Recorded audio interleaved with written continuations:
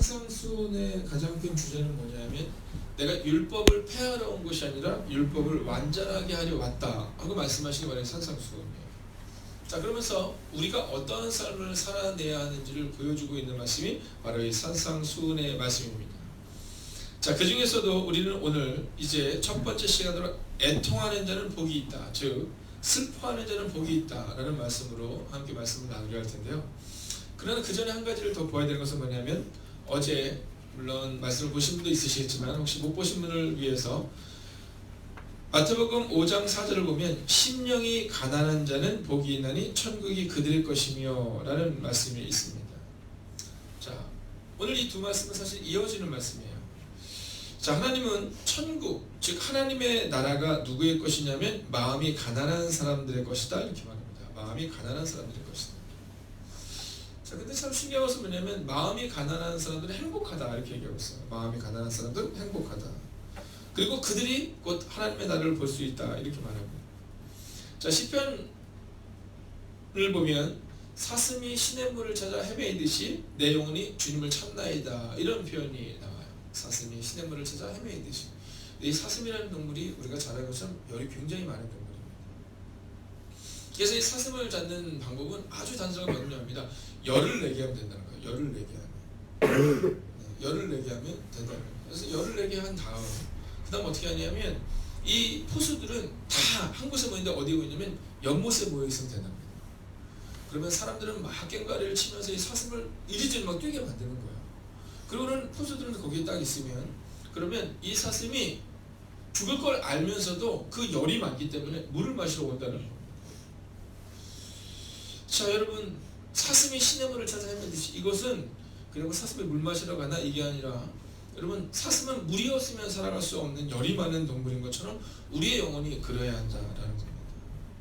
여러분, 마음을 다하고 목숨을 다하고 뜻을 다하고 힘을 다하여 주 너의 하나님을 사랑하라 라고 말씀하시는 이 본문의 말씀이 바로 오늘 우리 가운데 심령이 가난한 자는 복이 있다라는 이 말씀이에요. 여러분 어떻습니까? 여러분은 심령이 가난하십니까? 아니면 심령이 가득 차 있으십니까? 오늘 우리 가운데 필요한 것은 심령의 가난함이에요. 여러분 우리 마음 가운데 하나님이 없이는 살 수 없다는 마음. 여러분 우리 마음 가운데 하나님 외에는 방법이 없다. 이것이 바로 심령이 가난한 자고 이 사람들이 하나님의 복을 받고 그리고 천국이 그들의 것입니다 라고 말하고 있는 거예요. 난 다 있어, 난 다 할 수 있어, 내가 최고야 라는 마음을 가져서는 결코 하나님의 나라를 볼 수도 없고 들어갈 수도 없다라고 오늘 성경은 우리 가운데 말하고 있다라는 것이죠. 여러분 이번 한 주간 여러분은 이 산상수훈이 우리 가운데 선포되는 말씀을 매주 차분차분하게 보게 될 것입니다. 여러분 특별히 여러분에게 이번 한 주간은 심령이 가난한 자, 즉 주님 외에는 방법이 없다는 그 믿음의 고백으로 오늘을 살아가시기를 주의 이름으로 축원하겠습니다. 아멘. 자, 그리고 이어지는 말씀이 바로 애통하는 자, 즉 슬픔에 대한 말씀입니다. 자, 오늘 본문의 말씀을 한번 볼까요? 아주 단순합니다. 읽겠습니다. 시작. 애통하는 자는 복이 있나니 그들이 위로를 받을 것이며. 아멘. 자, 애통하는 자는 복이 있다. 그리고 위로를 받는다. 자, 한마디로 말하면 슬퍼하는 자에게는 하나님의 복이 임하고 하나님의 위로가 임한다라는 표현을 오늘 우리 가운데 말하고 있다라는 겁니다. 자, 그럼 이 슬픔, 이 애통이라는 것은 뭐냐? 이것은 슬픔을 말하는데요. 여러분, 슬픔은 우리에게 진실한 뉘우침을 통한 내적 성장과 자비심을 줍니다. 여러분, 슬픔은 우리 가운데 이 내적인 성장과 그리고 자비심으로 우리를 이끌어주는 겁니다. 여러분, 눈물은 진실을 떼는 거잖아요. 가끔가다 웃음은 가식될 수 있잖아요. 그렇죠? 물론 뭐 연기자들은 눈물도 흘리긴 하지만 웃음은 가식적일 수 있어요. 얼굴은 웃고 있지만 그 사람의 마음이 어떤 생각을 하는지 도저히 알 수 없는 분들이 종종 있습니다. 겉으로는 굉장히 웃고 있지만 사실 그 내면에 슬픔이 있어서 어떤 분들은 어떤 연예인분들 같은 경우는 어제 막 웃으면서 막 그렇게 했는데 오늘 그들의 목숨을 끊는 경우도 있어서 이 웃음은 사실은 우리가 잘 알 수 없는 겁니다. 그렇지만 이 눈물은 늘 진실된 겁니다. 어저께 저희 교회에 오신 분께서 제 방에 오셔서 함께 교제를 할 수 있는 시간이 있었는데 그 남자분이 그런 얘기를 하시는 거예요. 목사님, 이 교회로 오면 왜 그렇게 눈물이 나는지 모르겠다고. 그냥 교회만 오면 그냥 예수님만 생각하면 눈물이 난다고 그때 같이 오셨던 아내 되는 분이 그러시더라고요. 갱년기야 갱년기 이렇게 얘기해 주시더라고요. 갱년기야 갱년기. 저한테 그분이 그런 말씀 하시는 거예요. 무슨 예전에 제가 참 날카로운 사람이었더라고요. 부인 되시는 분도 그러시더라고요. 참 날카로워서 사람들이 좀 어려워했던 사람이라는 거죠. 근데 어느 순간부터 눈물이 많아졌다는 거예요. 여러분, 주님 앞에서 흘리는 눈물, 이 눈물은 사실은 거짓일 수 없습니다. 웃음은 거짓일 수 있어요. 웃음은 가식적으로 웃을 수 있지만 그 눈물은 바로 하나님께로 가는 귀한 방법이요 길이라는 거죠. 여러분, 다윗을 보십시오. 다윗의 시를 보면 늘 눈물의 시가 있어요. 애통하는 시가 있습니다. 슬픔의 시가 있어요. 그래서 우리를 그것은 애통의 시다라고 표현하죠. 그런데 그 애통의 시의 끝이 뭡니까? 늘 하나님을 신뢰해요. 여러분, 오늘 우리가 기억해야 될 것은 이것입니다. 애통하는 것은 하나님의 방법인데 애통으로 계속 남아있는 것은 하나님의 방법이 아니에요. 여러분, 우리가 이것을 알아야 한다는 겁니다. 오늘 우리의 마음 가운데 애통에 빠져서 사는 사람들이 있어요. 그냥 애통으로 계속 가는 거죠. 여러분, 젊은 아이들이 그런 표현 쓰잖아요. 처음에는 누군가 이렇게 슬퍼하고 가서 위로를 해주고 싶은데 계속 거기에 빠져있으면 뭐라 그래요? 진상이라고 표현한다고 하더라고요. 여러분, 기도도 마찬가지인 겁니다. 우리가 슬픔의 기도를 드릴 수 있지만 슬픔의 기도를 넘어서서 하나님의 위로를 기대하고 하나님의 복을 기대하고 하나님의 동행을 기대해야 되는데 슬픔 가운데서 빠져나오지 못하는 경우가 있다는 거죠. 그래서 다윗의 시를 보세요. 늘 눈물로 시작하지만 그러나 그 다윗의 시의 끝은 늘 하나님에 대한 기대와 소망으로 그리고 그분의 위로로 끝을 맺고 있다는 겁니다. 그러면 이 애통은 어떤 의미를 가지고 있을까? 이 애통은요, 두 가지로 이야기할 수 있습니다. 자, 첫 번째는 뭐냐면 우리를 돌아보는 슬픔입니다. 우리를 돌아보는 슬픔. 여러분, 종종 새벽에 기도를 하다 보면 우리를 성찰하다 보면 우리가 회개의 기도를 쏟아낼 수밖에 없는 상황이 옵니다. 여러분, 욥의 고백처럼 하나님은 우리를 창조하신 분이고 우리는 그분 앞에서 티끌에 불과한 존재다라는 겁니다. 자, 바울의 고백처럼 그분은 완전하시지만 우리는 늘 하나님의 법과 세상의 법 가운데, 즉 성령의 법과 세상의 법 가운데서 늘 왔다 갔다 하는 모습을 가지고 있다는 겁니다. 그래서 바울에게도, 그래서 다윗에게도 늘 눈물이 있었던 거죠. 여러분, 이 자신을 성찰하는 눈물이 없으면 그러면 하나님께로 가까이 다가가기가 어렵습니다. 새벽 기도를 드리고 또는 큐티를 하고 각자의 가정에서 있는데 어느 날 갑자기 왈칵 쏟아지는 눈물이 우리 가운데 없다면 여러분, 눈물을 달라고 기도하셔야 합니다. 여러분, 눈물을 가지고 있는 사람만큼 사랑할 수 있는 사람이 없습니다. 예수님을 보십시오. 예수님이 길을 가다가 사람들을 위로하시는 장면 가운데 여러분 나오는 단어가 하나 나오죠. 그 눈물이요, 애통이요, 슬픔입니다. 예수님의 마음 가운데 애통하는 마음이 슬픔의 마음에 있었다라는 거죠. 여러분, 우리 자신을 먼저 돌아볼 때 그때 그 눈물과 그 슬픔의 순간을 경험할 수 있어야 된다는 겁니다. 여러분, 내가 완전하다고 말하기 때문에 하나님이 필요가 없는 겁니다. 여러분, 마음이 가난한 자는 복이 있나니 천국이 저될 것이며, 여러분, 우리 가운데 천국이 필요 없는 사람이 너무 많습니다. 우리 가운데 마음이 가난하지 않은 사람이 너무 많아요. 우리 가운데 완악한 것이 가득 차 있고 날카로움이 가득 차 있는 사람이 너무 많습니다. 우리의 마음은 늘 어떠해야 되냐면 늘 심령이 가난한 자, 즉 하나님에는 방법이 없다라는 사람. 그리고 하나님에는 방법이 없다라는 사람은 나의 연약함과 나의 죄를 돌아볼 때 눈물을 흘릴 수밖에 없다라는 것이죠. 오늘 이 새벽의 시간 여러분 믿음으로 선포합니다. 저는 여러분의 삶 가운데 여러분을 돌아봄으로 눈물의 순간이 여러분의 삶 가운데 있기를 주의 이름으로 축원하겠습니다. 아멘. 여러분, 우리 마음 가운데 나를 돌아보고 눈물이 있습니다. 여러분, 나를 돌아보며 눈물을 흘리는 사람은 다른 사람에 대한 위로를 줄 수 있습니다. 그런데 그 날카로움과 그 판단과 그 우리의 마음 가운데 있는 그 마음, 다른 사람들을 바라며 눈물을 흘리지 못하는 그 메마른 마음 가운데는 주님이 되시고 늘 기도할 때마다 눈물을 달라고 기도해야 돼요. 눈물을 달라고. 주님, 우리에게 눈물을 주옵소서. 두 번째는 뭐냐면 나날이 부패하고 망가져가는 누군가나 세상을 바라보는 슬픔입니다. 자, 즉 이웃을 바라보는 슬픔입니다.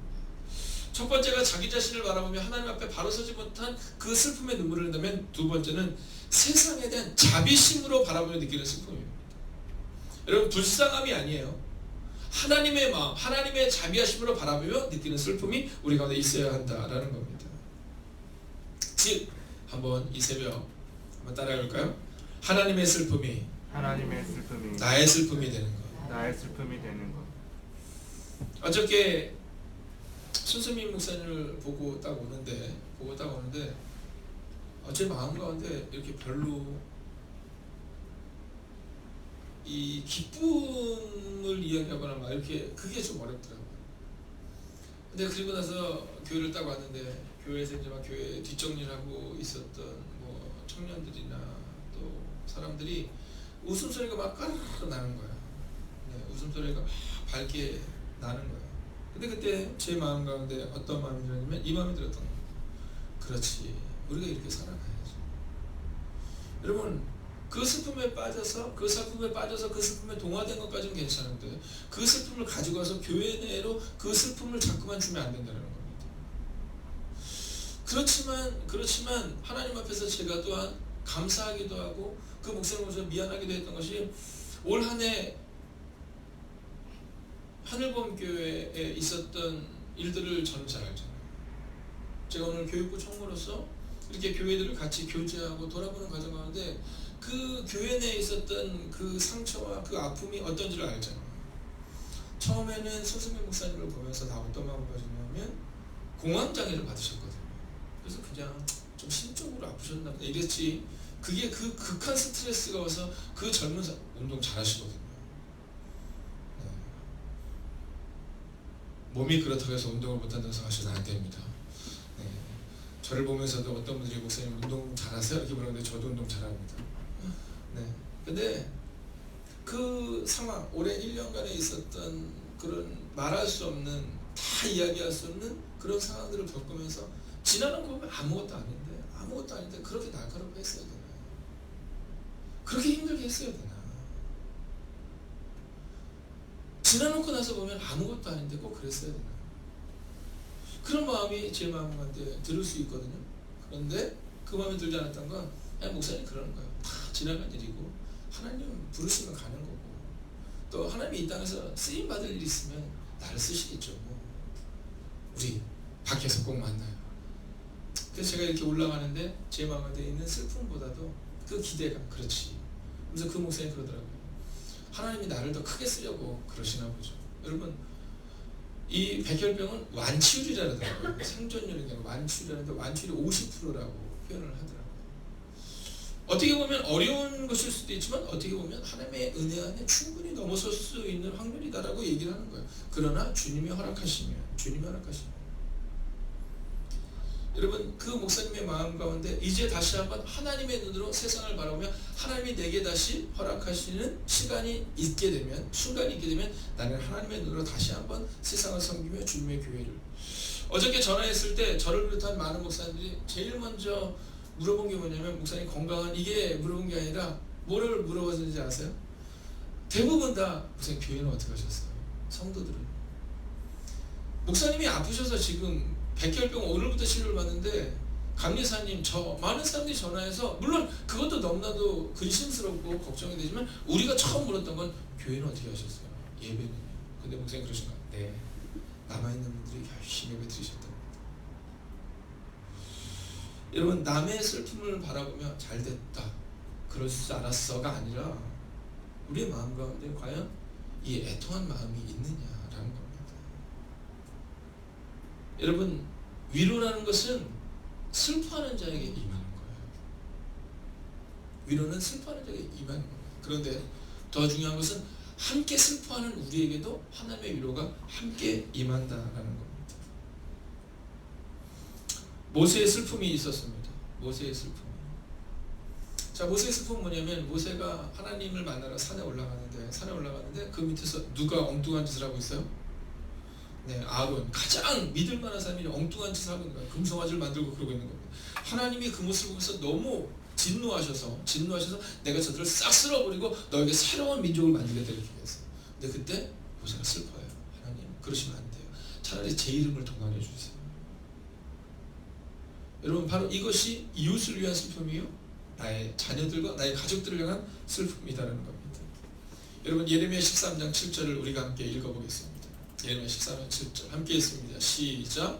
내가 유브라데로 가서 그 감추었던 곳을 파고 띠를 가져오니 띠가 썩어서 쓸 수 없게 되었더라. 자, 오늘 본문의 말씀을 이 말씀이 있지만 제가 다시 한번 읽어드리겠습니다. 이 예레미야에 보면 너희가 이 말을 듣지 않으면 너희의 교만 때문에 내 심령은 숨어 설고 끝없이 눈물을 흘릴 것이다 라는 말씀을 기록하고 있어요. 여러분, 자, 우리 가운데 있어서 예레미야를 우리가 눈물의 선지자라고 말하는데 그가 뭐라고 말하면 내 심령은 숨어서 울고 끝없이 눈물을 흘릴 것이다 이렇게 말해요. 여러분, 이게 바로 예레미야의 눈물입니다. 예레미야의 눈물입니다. 여러분, 예수님의 눈물을 기억하세요. 예수님이 길을 쭉 가시는데 나인성의 과부, 여러분 그 아이를 묻으러가는 그가 딱 올 때 예수님이 가던 길을 멈추세요. 그리고 슬퍼하시죠. 그리고 그 슬픔 가운데 그들에게 위로가 임해요. 여러분, 나사로가 목숨을 잃고 마리아가 막 울어요. 마르다가 막 울어요. 근데 예수님도 함께 슬퍼하세요. 함께 애통해하세요. 그리고 그들 가운데 하나님의 위로가 임해요. 그 위로를 받게 되었죠. 여러분, 오늘 본문의 말씀을 우리가 마지막으로 읽고 말씀을 마치겠습니다. 오늘 본문의 말씀을 함께 읽습니다. 시작. 애통하는 자는 복이 있나니 그들이 위로를 받을 것이며.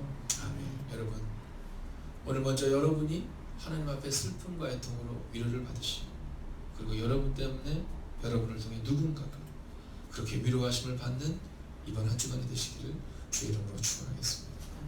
기도하겠습니다.